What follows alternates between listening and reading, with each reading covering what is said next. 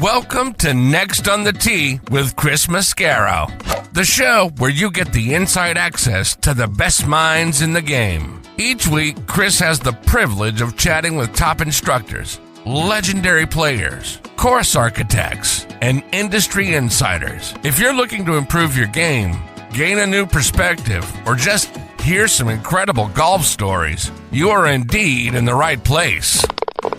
You see, Chris, let me tell you something, I haven't spoken to a press man in my life that is knowledgeable, seriously, as you are. Never. You do such a great job. It kind of makes me feel good all of a sudden. You do so much for the game. You're so kind to all of us that are out there in the game. You know, we need more people like you in the game of golf. Thank you for pressing play. Now, grab your clubs, step up to the tee, and let's get started. This is Next on the Tee.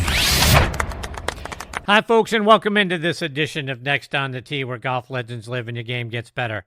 I'm your host, Chris Mascaro, and as always, I appreciate you pressing play and for joining me this week. With me this week, I've got two of the top instructors in the game. Both have great tips and stories to share with you. And on this episode, we're going to focus in on putting. Depending on your handicap, somewhere between 40 and 50% of our strokes are hit with the flat stick. Just think about how many strokes you could positively gain if you could get rid of things like 3 putts. Remember, like Bobby Jones used to say, turn 3 shots into 2? How about maybe turn some of those 2 putts into 1s? So, folks, if you struggle with aiming the putter face correctly, got my hand in the air, or having the ball start out on the correct line, how about reading the line correctly? I was stunned to learn how poorly I aimed the putter face when I got fit a couple of years ago. So if you struggle like I do, well, I've got 2 guys that are going to help us both out.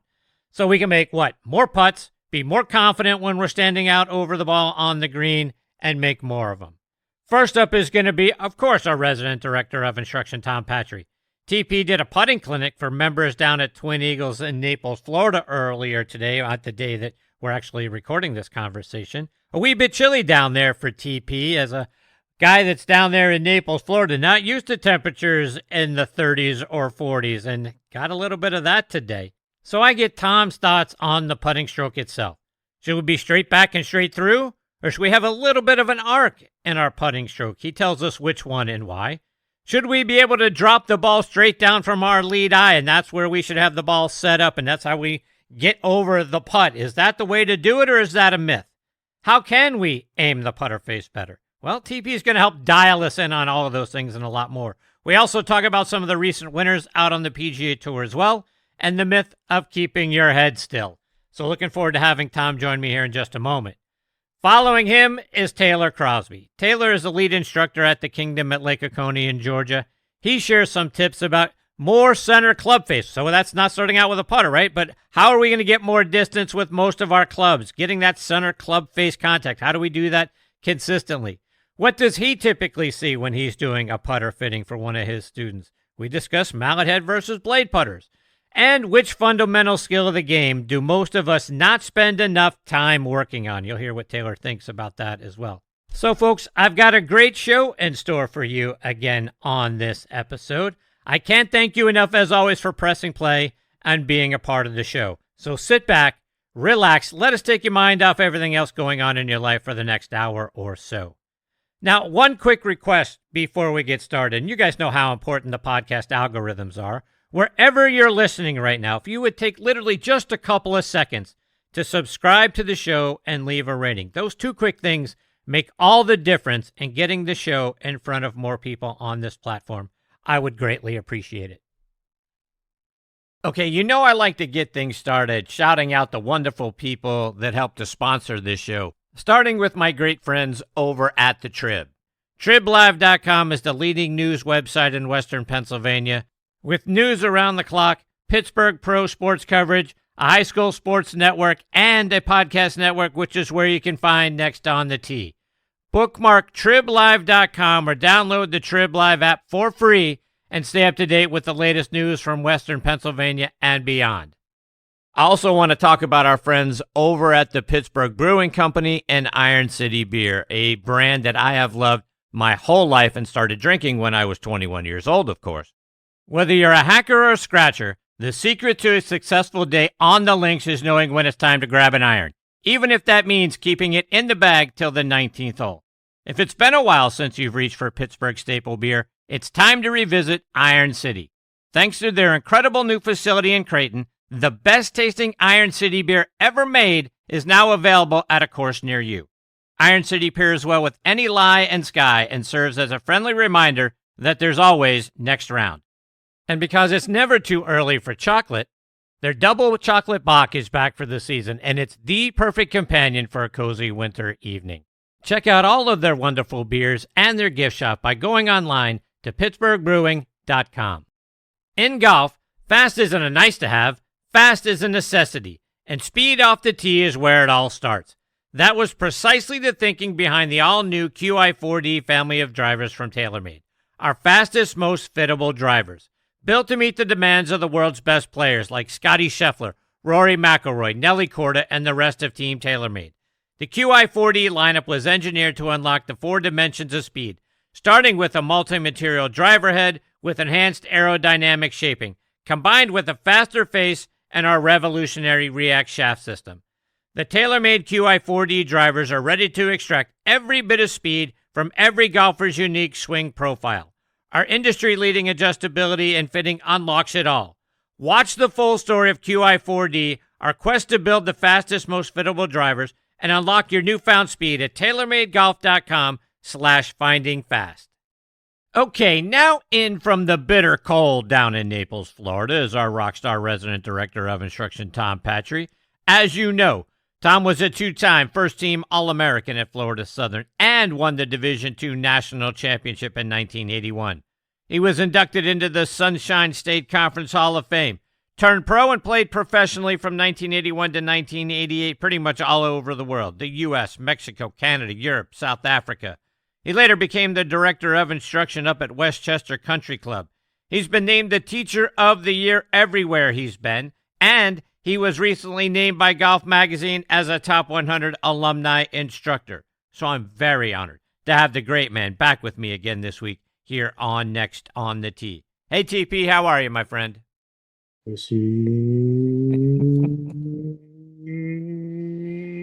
Boy.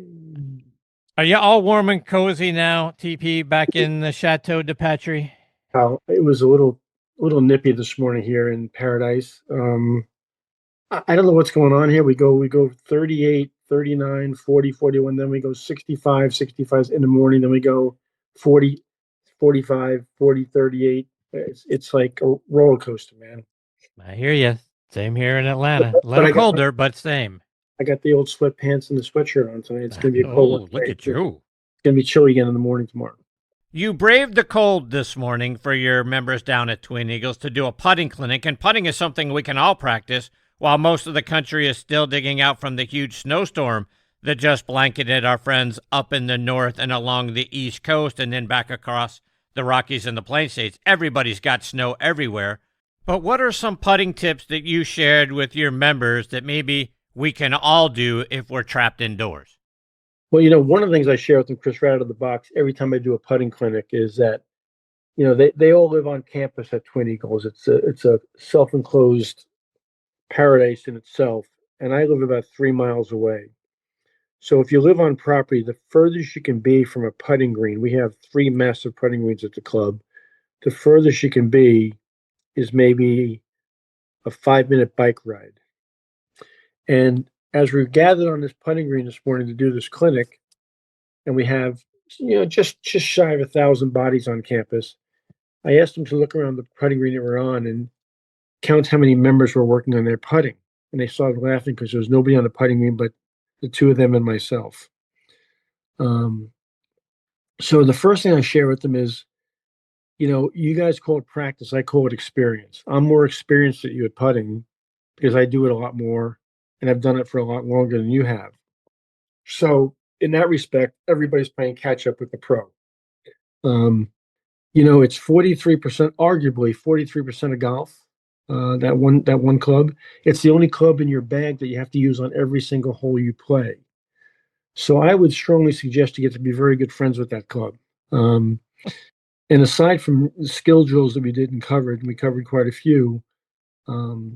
I just asked them to make a commitment to do it more often. I mean, there's two things you have to marry together when you putt well. You have to marry together line and speed. And when I take a beginner on the putting green, a rank beginner, never had a club in their hand before, I hand them a putter and I ask them to putt the ball towards a hole. They generally putt it in that general direction. It doesn't, go 25 degrees to the right or 25 degrees to the left. They putt it in that direction, but their speed control is usually awful. They'll hit it way too far by or way too short because they have no sense of creating speed or regulating speed. So I always talk about more about speed than line initially, and then I marry the line to a speed. And even with, I go out and give a lot of playing lessons, Chris, as you know, it's amazing to me. It's actually heartbreaking to me how horrifically bad the average recreational player is in controlling the speed of the golf ball on the green. And these are people that play the same golf course 3 and 4 or 5 times a week and have been members for a long period of time. And most of their putting woes are, I would say, much, much more speed-based error than line-based error. So we talk a lot about speed control. You put a video out on Instagram talking about the arc of the putting stroke. You said for those straight back and straight through people, you need an arc. Why do we need an arc? I didn't say, I'm going to correct you there, Mr. Mascaro. I didn't say you need an arc. I think an arc is part of putting.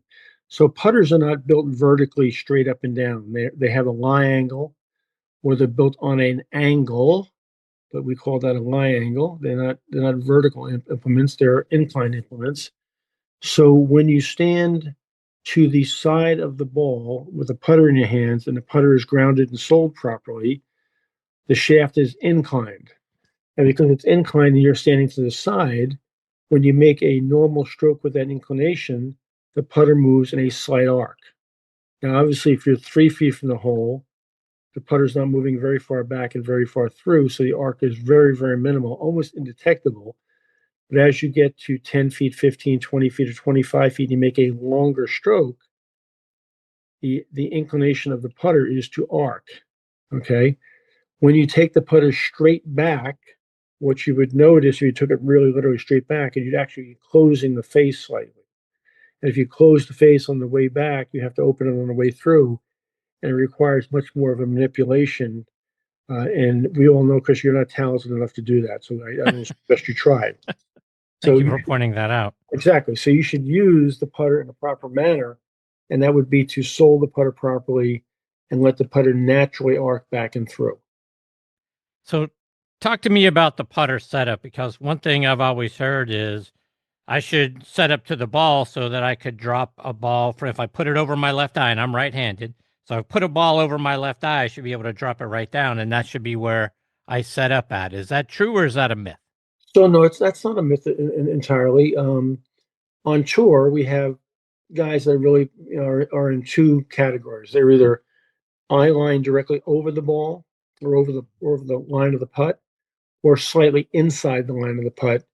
And when I say slightly, I mean slightly, just inside the target line. That's more of a preference than a principle. Now, I think you'd figure out geometrically as you stand further from the golf ball, the putter might arc a little bit more, and if you're over it, directly over it, might arc a little bit less. So one of the things I advise everybody to do, and very, very, very few people do this, is I think your putter, just like your irons and your woods, should be fitted to suit either your style or fundamentally sound position. Most people that come to me with the store-bought off-the-rack putter would have to be lucky to have the putter that's suited and fitted to a stroke that's desirable. All right, so let's take that a step further, because okay, let's do that. I went through a putter fitting myself not all that long ago, and Tom, I got to be honest, I was astounded at how far off I was at aiming the putter face at the hole. When I got over the ball, I was aiming my putter a good 2 to 3 inches outside the cup. So I had very little chance of rolling in a straight putt unless my brain made an adjustment during my stroke. Is there something to that? Like, why are we, and maybe that's not a widespread thing, but I feel like it is, that we are very bad at aiming the face of our putters? I think, Chris, I don't think you're unusual in that respect. I think that, when we shoot a rifle, okay, we put the butt of the rifle on our shoulder, and we can get our eyes very close to the top of the rifle and use a sight line, and we're standing vertically to do that. We're built as, I'm not going to confuse anybody because it's hard to explain this on an audio situation, but we're built as vertical binocular animals. And when we stand vertically, we have two eyes. We binocularly look at the horizon from a level vertical position. When we address a golf ball, we're standing to the side of the golf ball and we're bent over into an inclination. And the putter head, for example, is down below us and to the right of our stance line, or right of our body line. And we turn our heads at 45 degrees to look down the line. We're not built that way. That does not compute. So aiming is a skill that has to be developed. You have to understand, you have to have visual reference over and over again to understand visually what your aim line, your intended start line would be. So we do a lot of things with the chalk line, with a putt string, and working people into a proper stance and setup and posture, and have them rotate their head from looking at the ball, just rotate their head to the left, looking up the line and back down the line. And we have the putter sitting on this chalk line. So the aim line on your putter is right on top of the chalk line on the green, to teach this the skill of visually aiming the face of the putter. That situation you went through in that putter fitting, and the shot, and your nature of being shocked by how poorly you aimed it, is not an unusual start point for somebody who hasn't been trained properly. So my advice to you is JetBlue out of Atlanta to Fort Myers. Okay, bring your checkbook and we'll straighten that out. I appreciate that. I'm sure I'll get the lovely Mascaro discount with you when I arrive. You'll get the friends and family, absolutely. Of course I will. I remember something that you said to me about putting a couple of years ago regarding the stroke. You gave a visual of a hammer and a nail. Can you review what that means? Yeah, so I'm a little bit of a hypocrite. I teach two different styles of putting. I teach a symmetrical putting stroke, which is just what it says it is. It's kind of a match back and through in terms of length and pace. There's some people that do very well with that method, and then the thing that I prefer, and I see more often with the PGA Tour today and the better players in the world, is kind of a hammer and a nail method. In other words, the putter goes back a certain distance, and then it's almost like a little bit of a pop stroke. Your friend Gary Player made that very famous. And you see a lot of that kind of two back, one through, because I think that most amateurs who are a little bit too long in their stroke tend to decelerate the putter in the through motion, kind of wishing it down the line. And I think putting strokes have to have an authority to them, just like the full swing does. And you actually are hitting a miniature compressed shot with the putter to get it accelerating off the face to hold its line better. Now, all that said, that's all within reason based on green speeds, and obviously this thing called the talent level that we have to develop over time. But I think that when you look at the PGA Tour and you see scores like 27 under and 21 under and 15 under and 18 under, it's kind of mind-boggling to the amateur. But understand this: to get 27 under, they're not leaving very many putts short, and they're not kind of wishing it on the line. They're making aggressive movements towards the hole, with the idea that if they miss and the ball goes 3 or 4 feet by, they can make that 3 or 4 footer coming back. So one of the things I encourage people to do, believe it or not, is practice 3 and 4 footers. Unless, of course, you're playing country club and not playing golf. And in country club, you just pick it up and put it in your pocket. And I don't teach country club. I teach golf. So when you play golf with me, the ball goes in the hole. So you have to be prepared to make that 3 or 4 footer coming back if you're making a aggressive run at the first putt. Changing gears just a little bit, and one of the themes of tonight's show is going to be the next few questions that I ask you, and I've got those also for a couple of your peers who are joining me later on in the show, and Taylor Crosby and our good friend John Hughes. But Tom, when you strip everything else away, What do you believe is the one fundamental skill that separates the high handicapper from the pretty good player to the great player? I don't know if it's a skill or it's a belief system, Chris, but I'm going to answer it two different ways. One, from a belief system standpoint, most amateurs don't have a game plan. They just don't have a game plan. They just go out and hit balls on a range. They might hit putts for 5 minutes on the putting green and they go to the first tee. I don't think they really understand that the amount of time required to develop a skill called golf. And breaking that down, within that skill called golf, there's the full swing, there's short game, there's bunker play, there's putting. You know, the golf IQ has to be elevated quite a bit in that game plan to really understand where you are and how you're going to get to the next level. So they don't have a plan. But as far as skill levels in golf, um, I think I see the amateur struggling much more inside 30 yards than outside 100 yards. I mean, I just, when I give playing lessons, I know I've got somebody for the long time when I get them within 30 yards of the green and they start playing hockey, not golf. They can't hit those little delicate short shots. They can't hit a basic bunker shot. They can't hit a basic pitch shot over a bunker, and they really can't control speed on the green. So if I was going to employ you guys out there in Cyberland listening to Chris and I tonight, you really want to spend time with a coach from 30 yards and in.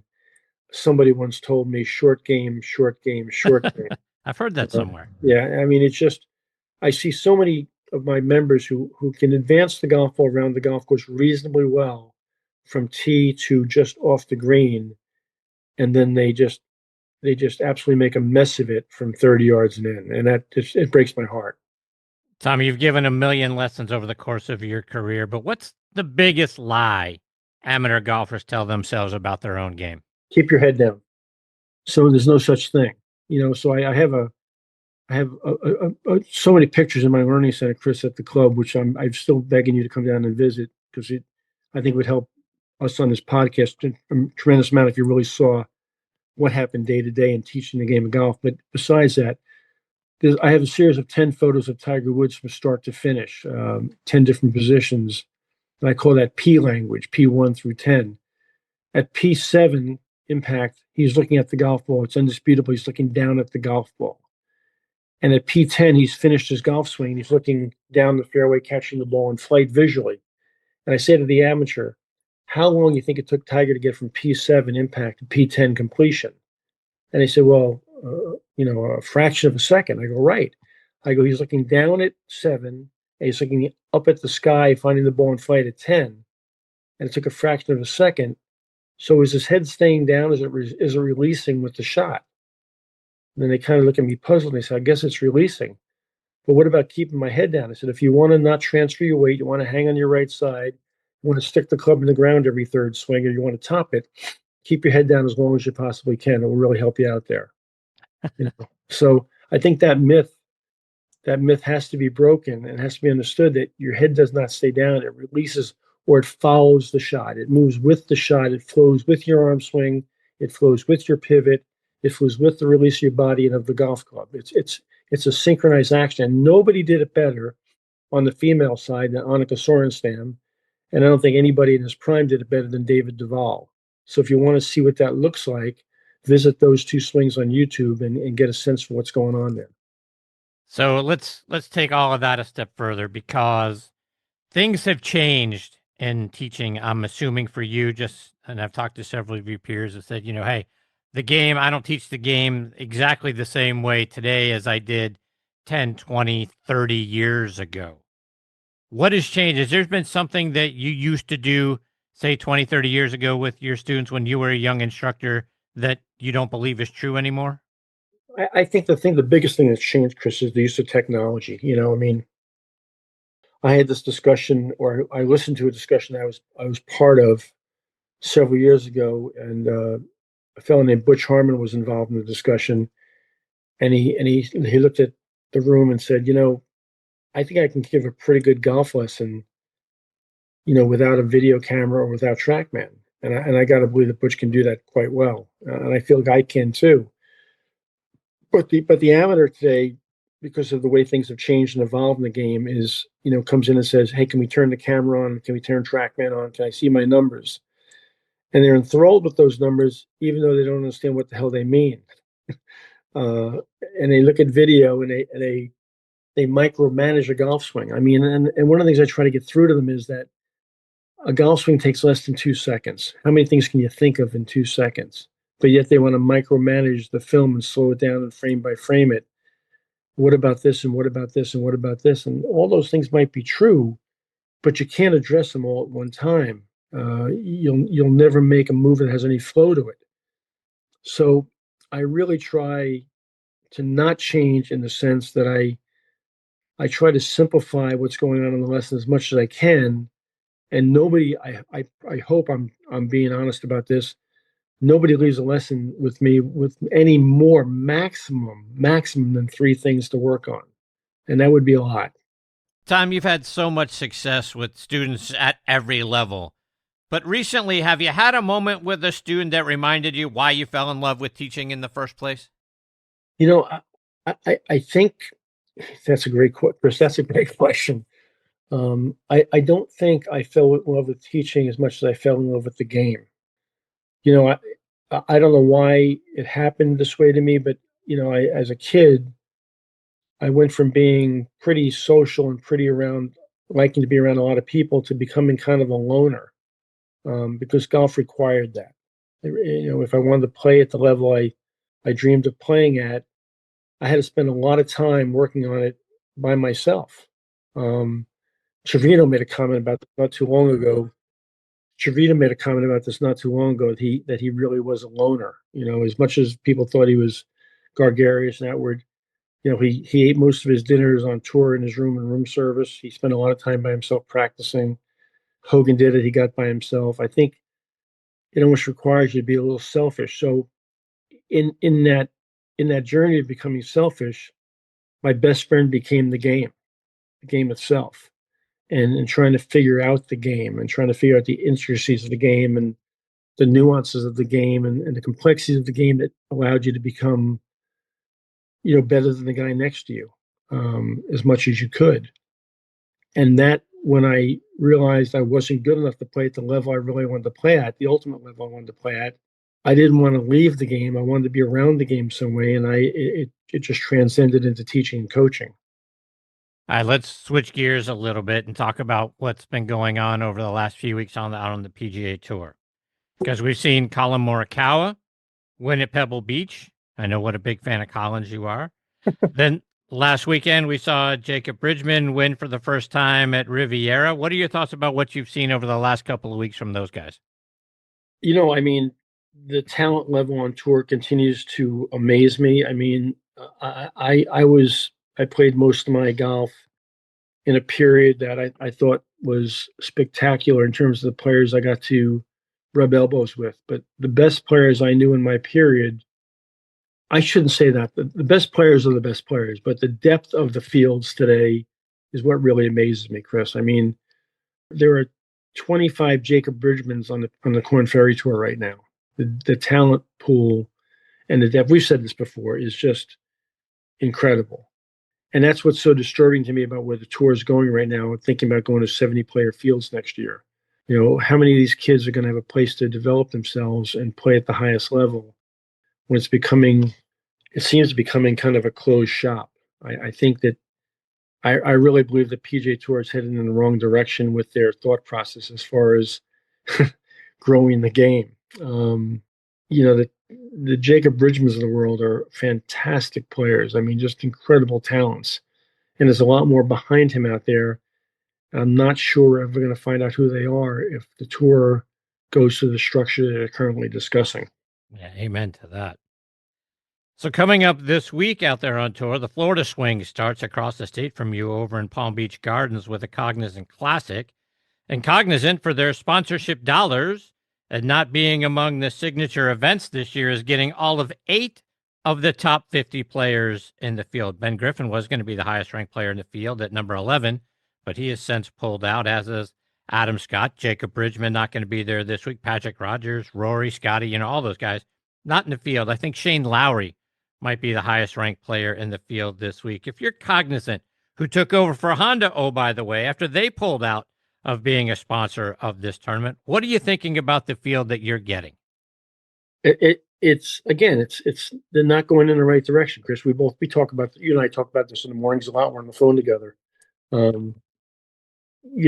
If you're Cognizant, if you're John Deere, if you're, we'll name any of these non-signature events, you're saying to yourself, do I really want to be involved? Do I want to put my sponsorship dollars here, or maybe go to, wrestling, to to Tiddlywinks or someplace else? I mean, am I really getting the bang for my buck anymore? Who's tuning in this weekend to watch the Cognizant? Are you, Chris? Probably not. I'm probably not either. And you and I love golf. We love the game of golf. We love the PGA Tour, but maybe not so much anymore. I mean, who am I watching at the Cognizant if the leaderboard is 15 guys that I really don't know, and maybe that's also the fault of the tour not publicizing and presenting the Korn Ferry Tour in a better light with more exposure and more dollars. I mean, the whole thing's not going in the right direction. It's just not. No, it's not. And to have this kind of, it almost feels like a stratification out on the PGA Tour. They're the haves and the have-nots. They're the signature tournaments and everybody else. To your point, I'm not going to watch Joey Fatanyats and 15 guys named Mo on the top of the leaderboard. And that's not to take away anything about the great talent that's out there on the PGA Tour, but they don't capture the imagination. Hey, somebody from out of nowhere, shoots 61, really sparks things, makes a run of birdies and eagles. I don't know, maybe you'll get me on late Sunday afternoon, but I'm certainly not tuning in Thursday, Friday, or Saturday to see a tournament that doesn't have, the great names involved. And even if Shane Lowry were to win it, it'd be like, yeah, well, he beat 15 guys named Mo. I'm not that excited about it.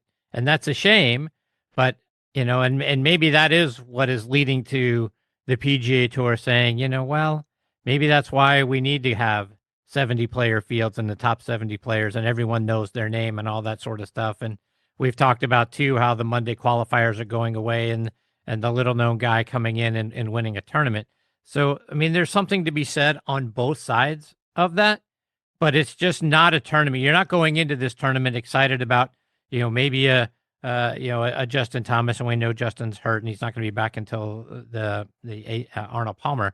But the idea that we're going to get a great field and maybe somebody rises up through that great field to win, it just doesn't have the star power. And I think that's where the PGA Tour is getting this thing wrong. We agree. We totally agree. I think, and not only that, I've said this for a number of years. If you're going to have a developmental tour like the Korn Ferry Tour, you've got to have that tour more visible on some network on TV. Okay, you've got to have some PR campaign of letting the public know who these people are and why they're so talented, where they came from, tell their story, and they've got to be playing more for more than $180,000 first. These guys, the 40th guy in the Korn Ferry Tour can't pay his expenses. Yeah, he can't break even, in today's world. If you're going to have signature events for $20 million, okay, you've got to have a purse that guarantees more than $180,000 to a winner on a Korn Ferry Tour. Yeah, it's ridiculous. It's ridiculous. It's ridiculous. Let me get your thought on one more thing before I let you go. And another guy who recently won, and I know you hate live golf, but the story of Anthony Kim, for what he's been through in his life, what he's come back from, the number of days now, years sober, and how he has put his life back together and then put his golf game back together. We all know that he was brought out there on the live tour. It was perhaps a publicity kind of stunt. He got relegated at the end of last year because he wasn't playing well. And then the next thing you know, he earned his way back onto that tour and now into the winner's circle. I think you at least got to give it to him for what he's overcome. No doubt. I mean, I was initially, when Anthony Kim first said hello world, I was a big Anthony Kim fan early on. I mean, loved the golf game, loved the golf swing, loved the moxie, loved the aggression. love the talent. And then I was privileged or unprivileged enough to be around him at an event that I was invited to um, later in his PGA Tour career, and I saw some behavior that was, let's just say, it was disturbing. It was really, I mean, not disturbing that I was embarrassed, but it wasn't cool at all what I saw, and turned me off, and I was off Anthony Kim. And then obviously the whole disappearance from golf, taking the insurance money, walking away from the game. The addiction is well documented. What was going on in his life. So he was gone, and to come full circle like he has, have a wife and a child now, and kind of righted the ship and sober and clean for as long as he has. You got to take your hat off to him. I've been around people in my life that are near and dear to me. I've got somebody in my life right now that's very dear to me that's going through an addiction situation, and it's hard, man. It's the hardest thing you'll ever witness, especially with somebody you care about. Um, it's a painful thing to watch somebody go through that doesn't have control of themselves. So to right your ship and come out of that dark tunnel and win again the way he won against who he won against, yeah, you got to take your hat off to that. You have to. Tom, before I let you go, remind our listeners how they can stay up to date with you, whether it's on your website or it's on social media. TomPatri.com is the website. Instagram, LinkedIn, Facebook, and TikTok. And the best place to find Tom is on every other Tuesday night, Next on the Tee, with the greatest podcast hosts in golf and the world right here. I appreciate you, my friend. Take care. I look forward to catching up with you here on the show in a couple of weeks. We do talk almost every morning, so I always look forward to those morning conversations. I appreciate you, my friend. My best to Mrs. Patri as well. Hey, Chrissy. Yes, sir. Go Yankees. Oh, God forbid. Now I threw up a little in my mouth. Bye, buddy. See you, Tom. That's a great Tom Patri, folks. Again, TomPatri.com. Tom Patri Golf is where you can find him on Instagram. He's out there on LinkedIn. He's pretty much everywhere. But one of the things he didn't tell you is about that YouTube channel. Last I saw, he was around somewhere in the neighborhood of 350 free golf lessons for you out there on YouTube. I think he was telling me he's putting a whole bunch more out there. So I think that number is going to get up there to 400 to 500 to 600 before you know it. So go out there, subscribe to that. Be able to go out there and look at all those great videos and all those great playing lessons. Going to make your golf game better. Look forward to having Tom back on the show here in a couple of weeks. Okay, coming up next is the hugely talented lead instructor down at the Kingdom at Reynolds Lake Oconee here in Georgia, and that is Taylor Crosby. Before Taylor joins me, I want to give a shout out to our friends over at On Point Golf. Folks, get the #1 ball marker in the game of golf. On Point is the only 3-dimensional ball marker with alignment technology and a removable coin. It is approved for use according to the rules of golf as defined by the USGA and the R&A. As we all know, putting is all about line and pace. Mark your ball with On Point, engage with your 3-dimensional ball marker, and have more confidence in your line, execute the putt, and lower your scores. Folks, with the likes of Jim Furyk, PGA professionals, and amateurs alike out there using them now, it's the #1 ball marker in golf that actually helps you lower your scores. Go online to onpointgolf.us, read about the science behind it, then put one in your bag and make more putts. I feel like it's the 15th club in my bag. It's helped my game. Why wouldn't you let On Point help yours as well? Again, onpointgolf.us. Check them out and get one in your bag today. And this year, get ready to experience a game like never before at the Keep, the brand new Bill Bergen and Reese Jones co-designed course at Macklemore. Nestled high atop Lookout Mountain, the Keep offers breathtaking vistas that are made even more spectacular as the autumn colors paint the landscape in rich hues of red, orange, and gold. With its challenging layout and awe-inspiring views, every round here is an unforgettable adventure. Whether you're taking on the signature holes or just soaking in the scenery, the Keep is where your best golf meets nature's finest backdrop. So grab your clubs and join us up at Macklemore. The Keep is open and it's waiting for you. And folks, if you haven't tried 2-Under yet, you really need to. Why? Well, from the first tee to the clubhouse, 2-Under's Joey Pouch is going to keep you comfortable and locked in all round or all day. Build your own bundle by going online to 2-Under, That's the number 2, UNDR.com, and save up to 20%. All right, now back in Next on the Tee with me is Taylor Crosby. Let me remind you about Taylor's background. He's from Athens, Georgia, played his college golf at the University of Georgia and North Carolina State. He lettered at both schools, helped NC State to a third-place finish in 2005 at the Old North State Club Tournament. After graduating from NC State, he played out on the mini tours, the Hooters Tour, and caddied out on the Korn Ferry Tour as well. Spent some time as the head golf professional up at Sky Valley Golf Club in the early part of 2011. He began his teaching career later that year at the Jim McLean Golf School down in Fort Worth, Texas. In 2023, Golf Digest named him one of the best young teachers in America. He is now the lead instructor at the Kingdom at Reynolds Lake Oconee, one of only 2 tailor-made kingdoms in the world, and I couldn't be more delighted I get to spend some more time with him this week here on Next on the Tee. Hey, Taylor, thanks for coming back on the show. Hey, Chris, thanks for having me, man. How's everything been? I'm hanging in there, my friend. How are you? We're good. We're good. Not really enjoying the cold weather we've had in the South here these last couple of days, but right? Other than that, we're all right. Well, I mean, to me, it has been a really cold winter, abnormally cold. Yes. It just feels like it has been dragging on forever. Yes, it's not great for golf. It's definitely not. All right, so we're going to get into some golf here in a minute, but I want to start with some other things because based on the video you posted out on your X account, it looks like you were as pumped as I was when the U.S. hockey team won gold on Sunday. How excited were you when the shot from Jack Hughes hit the back of the net? Oh man, we were over at a friend's house and we exploded. It was so fun. Like that game, I mean, Hollebuck stood on his head. Right? That game. We had no business winning that game. But that's hockey, and sometimes you win those. As a Stars fan, I've seen it go the other way. Yeah. So I've seen it go the other way against the Oilers the last couple of years. But like watching that, it was so cool to, the interview he gave right after the game, all that stuff. I'm a huge fan, and I love hockey. Like playoff hockey is probably my favorite thing to watch. I love playoff hockey and playoff baseball. Like it's just a lot of fun. Yeah. And that's the ultimate, like the Olympics for hockey. It's one of those things like mid-year. It's one that they couldn't have had a better advertisement. Yeah, and none of those guys should ever have to buy a drink for themselves ever again, no matter where they are.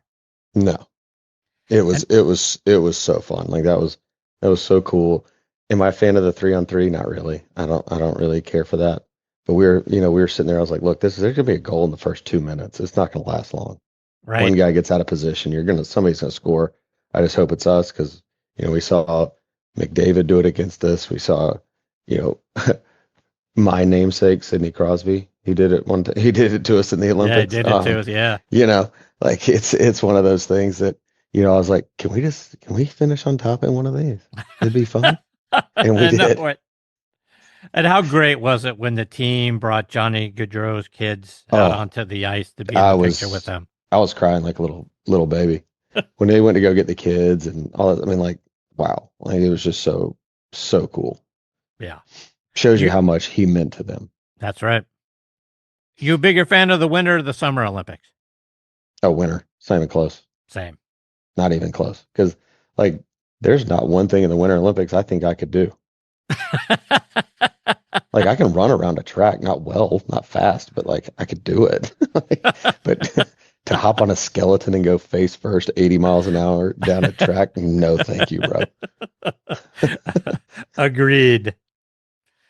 All right, so getting back to golf, and like we were saying earlier, it's just been such a cold winter here in Georgia. Even got some snow down in central Georgia, which is unbelievable. But are you having students come out this winter to the Kingdom doing some indoor practicing?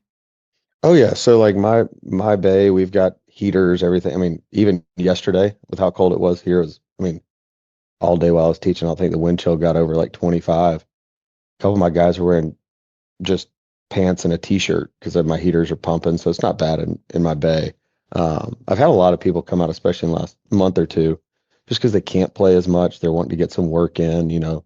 Everybody's ramping up. You know how it goes around here, where it's ramping up, and by the time Masters hits, we're already, rocking and rolling. So people are trying to get their game right before everything starts to warm up.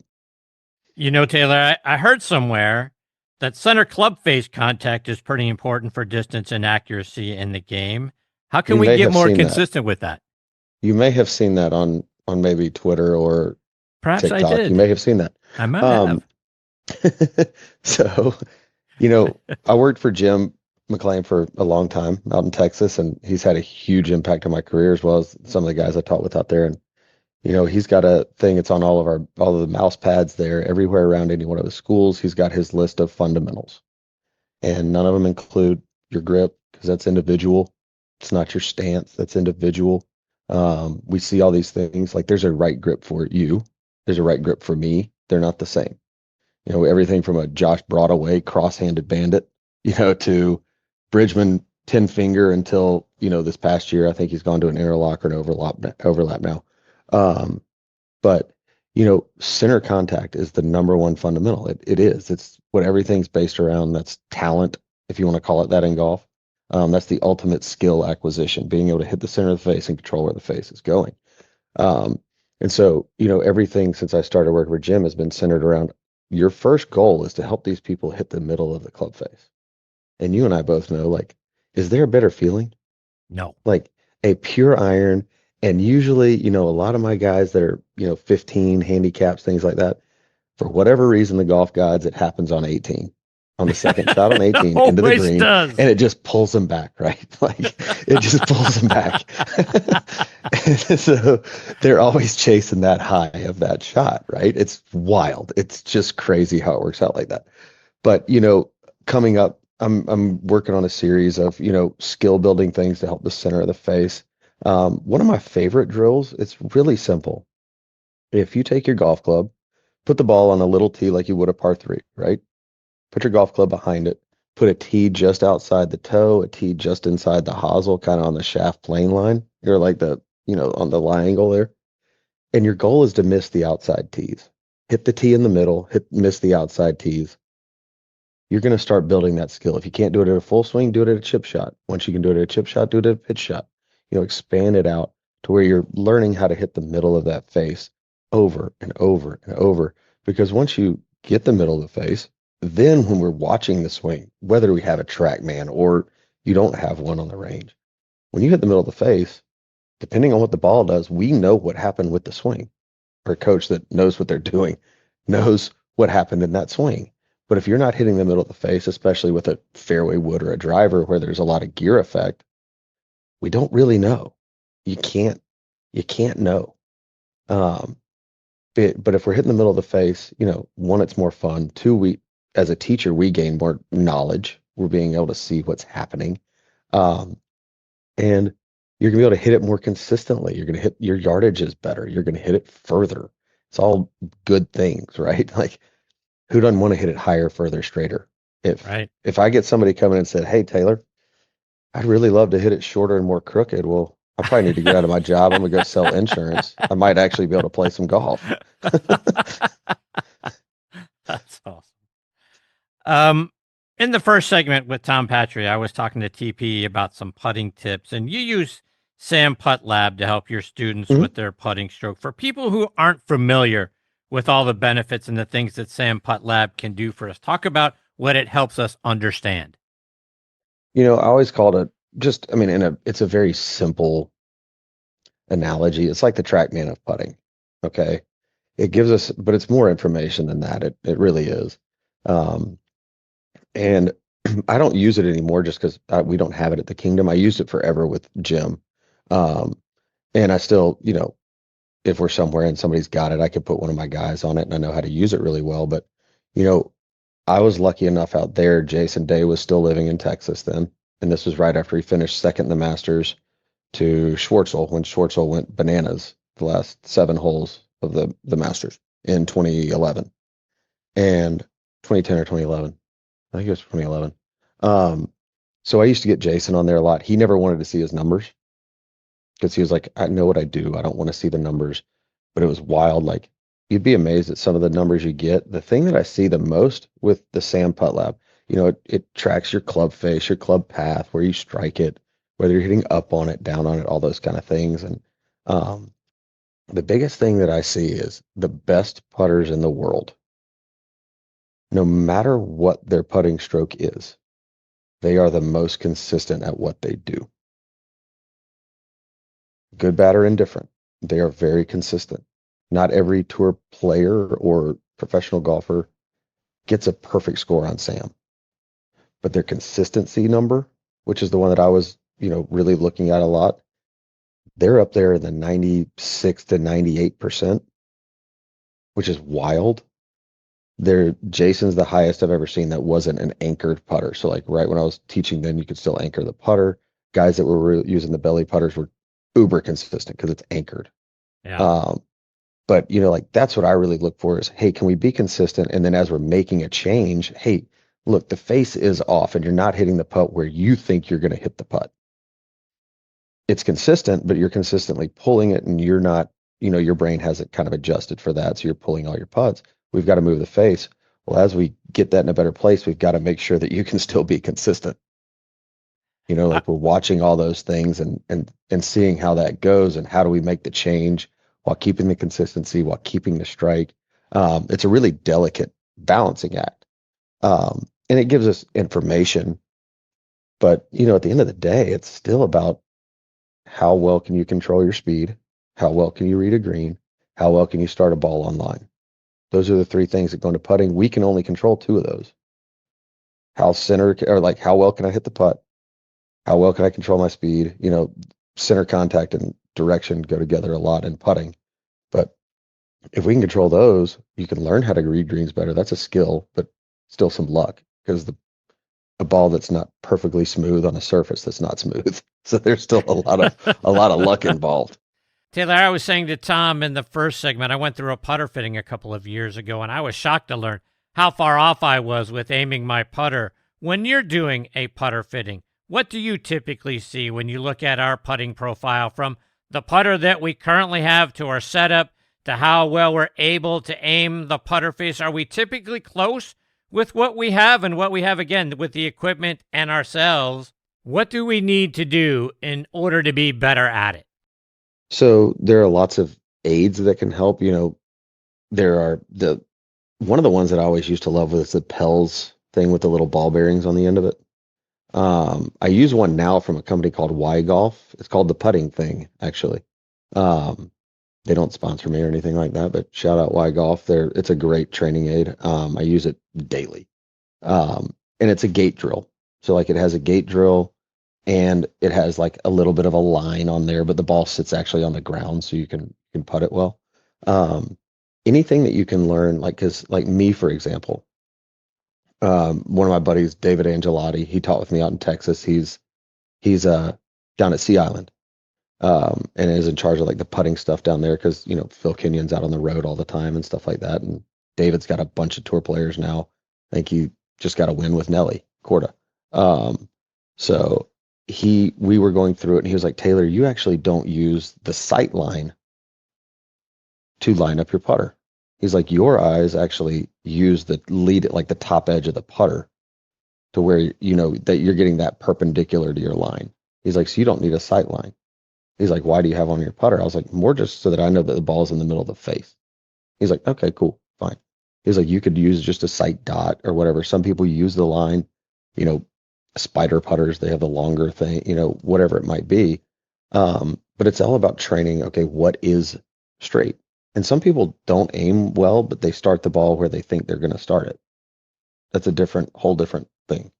Like there are plenty of people that do aim a little left and actually push every putt right to the line that they're intending. If they can't do that, then we've got to work simple things where, hey, look, we're going to get a gate drill or use a chalk line. I love chalk lines or strings. You'll see guys putting with strings on the green. Because a lot of superintendents don't like a chalk line on their green. I imagine not. No, some do. Some are okay with it. But as we're going through that, there's a lot of tools to help you line up square. A lot of the putting mats now. The putting mats you can have at your house. They've got a straight line on there. They've got those kind of things that you can learn. You can see the line going through your putter and make sure that it's square to that and make sure it's all in a good spot. Speaking of spider putters, the thing, Taylor, that I'm seeing more and more out there is the prevalent use of mallet head putters. I see Mhm. very few people using a blade putter nowadays. Is the best technology now in putters like the TaylorMade Spider X kind of putters? Um, I think a good putter is going to be a really good putter, whether you put a golf ball on the end of a shaft or a mallet putter. Like the best putters in the world are always going to be the best putters in the world. I mean, the advantage is just like, hey, what's the advantage with a 460 head compared to a 375 head? You've got more mass, so you can offset some of the face twist and things like that to help it be a little more consistent. Um, I've gone everything like I will end up going back to it, I'm sure, like a answer to style putter. I still love a blade. It gives me the best response for feel, things like that. I've been toying around with the TaylorMade, the zero torque putter. Um, but everybody's always trying to find a way to putt better, and it's definitely not the Indian. It's always the arrow. So it's always the arrow or the caddy. It has to be. So It can't be me. It must be you. no, it cannot be me. But I think the technology they've put into those, you do see a lot more guys putting with a mallet style putter. For whatever reason, we could see it move back to a blade. I don't know. Because that side of it, I'm not as familiar with, like the technology that goes into the putters. I leave that to my guys that like our fitters out at the Kingdom. They're a lot smarter with that stuff. I know if somebody's putting with a putter and I'm like, look, this is not right for you.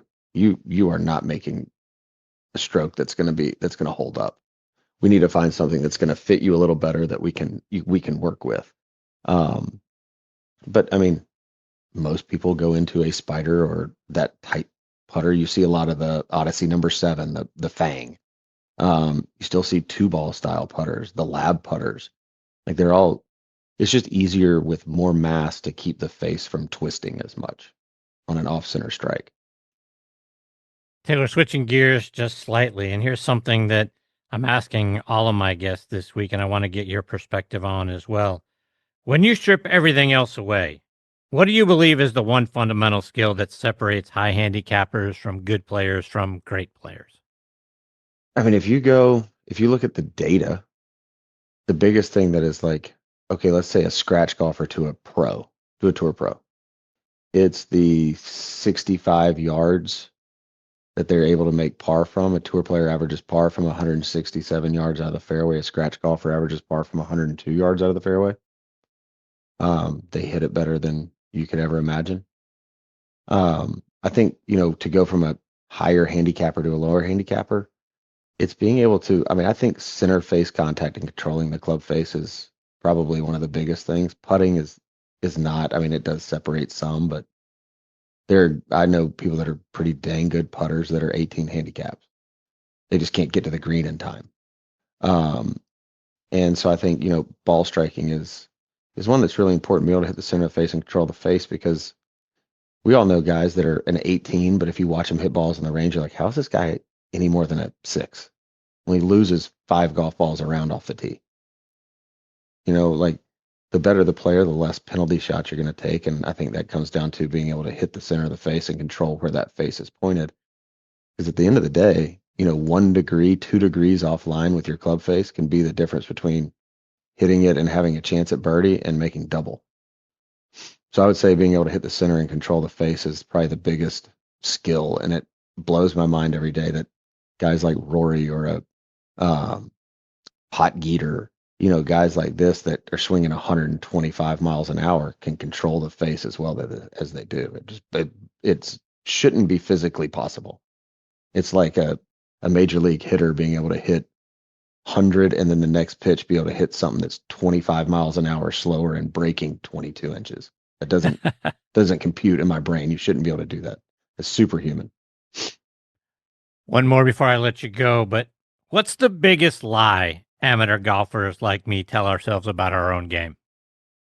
That you can be consistent. Nobody is. There's levels to it, but I think I mean, it's kind of it was kind of half joking, but, if we talk about higher handicaps, things like that, the biggest lie that's told in golf is keep your head down. Yeah. I mean, it is. It's just it's bad.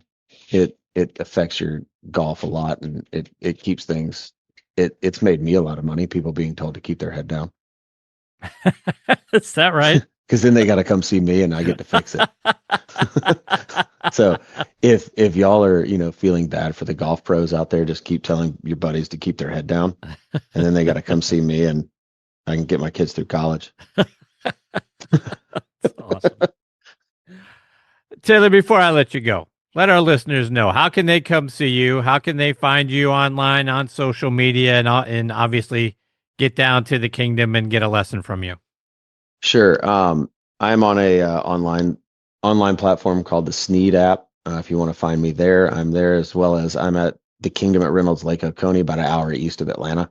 Online, I'm on Twitter, Instagram, and TikTok. All my handle on all of them is TC_instruction for Taylor Crosby Instruction. You can find me on all those places, and if you send me a message, I will do my best to get back in touch with you as quickly as possible. Taylor, you're the best, my friend. I can't thank you enough for taking time out of your busy schedule to come back and be a part of the show. I hope we get this privilege with you again before too long. Chris, I really appreciate it, man. It's always a blast on here. You're the best, and I appreciate everything you do for the game of golf, and including dumb rednecks like me on things like this.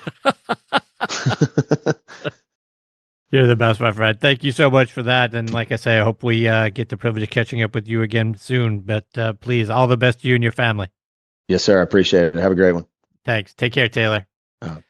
That's the great Taylor Crosby, folks. Again, TC_instruction is where you're going to find him out on social media. I have to check out the Sneed app. I'm not familiar with that one, but I want to go out there and check that out. But look, one of the great instructors in our game, a guy that's been successful everywhere he's been. Look, you don't end up on Golf Digest list of the best young teachers in America on accident, and you certainly don't end up as a lead instructor down at the Kingdom at Reynolds Lake Oconee on accident either. Great guy, great talent, and I look forward to catching up with him. We'll try to get him back on the show a little bit later on this spring around the Masters. He talked about how we all gear up here in Georgia. Everything is around the Masters, and we're coming up on about 40 days out, so we'll catch up with him around that. All right, my friends, it is time for me to put a bow on this episode of Next on the Tee. My sincere thanks go out again to Tom Patri and Taylor Crosby for joining me. Scheduled to join me next time are PGA Master Professional John Hughes. You guys know John. John's been on the show many times. Then I cross back over to football with one of my all-time favorite guests, LSU legend and former Kansas City Chiefs wide receiver Eddie Kennison. Two great people who have achieved a lot in their respective games. Like I say, John is a PGA Master Professional, something only a few hundred of the tens of thousands of PGA Master Professionals have achieved. There's only so many that have gotten to that level. Eddie Kennison is in the Louisiana and Missouri Sports Hall of Fames. You guys know what a great wide receiver he was in college and the NFL. So I hope you'll come back and press play on that episode. I want to thank our friends again over at Trib Live for being such wonderful partners and for hosting this show on their site. For the latest news from the Western Pennsylvania and beyond, including your favorite sports, go to triblive.com. You can find this show by clicking on the sports section tab, and the most recent episode front and center on the homepage of the sports section for you. Or you can go to podcast.triblive.com, and several of the most recent ones are there for you as well. You can also find this show pretty much anywhere you get your podcast content. We're out there on Apple Podcasts, Spotify, Good Pods, Amazon Music, golfnewsnet.com. And if you're listening to this show on any of those platforms, if you would do me just a really quick favor, take you 2 seconds. If you would subscribe and rate the show, it would make all the difference. You guys know how big algorithms are nowadays out there. So if you subscribe and then you rate the show, a lot more people will get exposure to it. It'll get recommended to them. I would really appreciate it. Again, take you 2 seconds. Hugely appreciate that effort. Folks, as always, my biggest thanks go out to each and every one of you for being the greatest supporters in the history of podcasts, bar none. I'm so grateful for each and every one of you. Until next time, Hit 'em straight, my friends. Thanks for joining Chris again this week on Next on the Tee. We hope you enjoyed the conversations as much as we did. Please share the show with your golf buddies and be sure to follow it on Trib Live or your favorite podcast app so you never miss an episode. Thanks for pressing play and being part of the journey. We'll see you next week, right here, where the best minds in golf share their stories.